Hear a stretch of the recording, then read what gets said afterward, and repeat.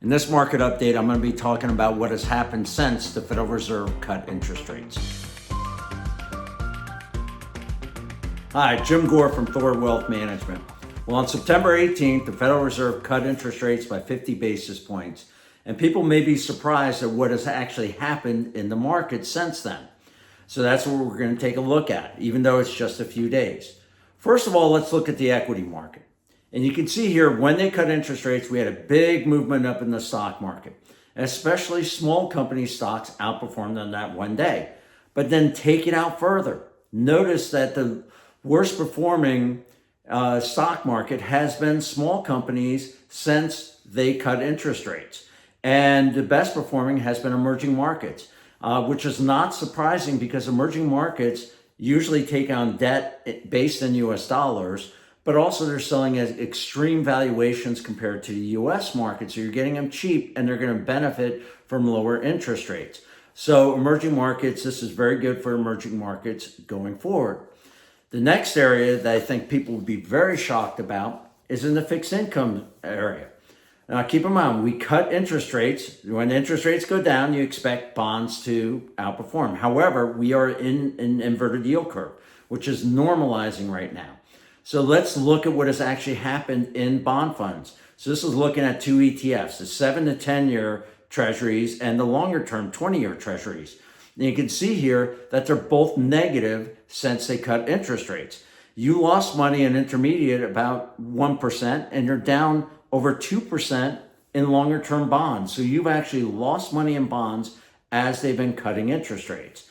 That's because short-term rates are much higher than long-term rates. And part of normalization is short rates coming down, long rates going up. And that is actually something that we've seen. The big area for the market that has really gone up since the Federal Reserve has cut interest rates has been the commodities. Now, part of this too is what's happening around the globe, as well as in China. And you can see here that the commodities really have started to take off. And you can see here, well, natural gas has been the best performing, up over 8%. And then you look at, oil as well, and copper. Copper was used in a lot of our materials, is up 4.4% in just a few days. And oil is up over 2%. And this is saying to us that commodities are responding to some of the stimulus and prices are going up. Keep in mind, the Federal Reserve cut interest rates because they said inflation has been tamed. This is showing that, hey, wait, this cut might have been a little bit too much here, and especially around the globe, that we're stimulating the economy, and commodities are on a rise here. And we think that this actually will continue as countries such as China and Europe expect Europe to do some stimulus as well. And you're going to see inflationary pressures come back. This is not too unsimilar, if you look at this last chart that I'm showing you, than what happened in the 70s. We had an inflation scare early in the 70s as we got off the gold standard, and you can see inflation went up. We had a recession. So what happened, and we haven't had a recession yet so far. You can see 74 to 75, that gray area. We had a recession and interest rates rose, and you can see inflation came down. And then it was in the 77, as inflation started going up, the Federal Reserve kept rates low, and then they had to make some real longer term interest rates, keeping them high in order to see inflation come down below 5%.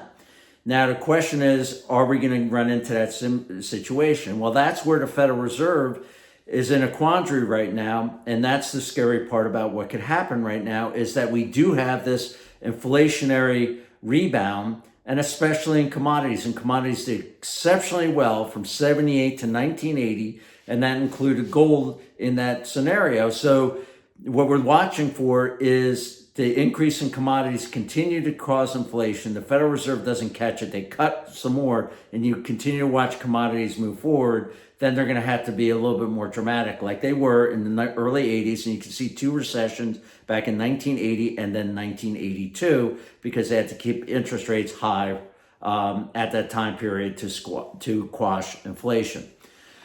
So if what we're seeing here is that this is a reason why you want to have a part of your portfolio in commodities at this juncture, because this is reminiscent of what happened in the 70s. And commodities are showing some rebound here based on what the Federal Reserve is doing.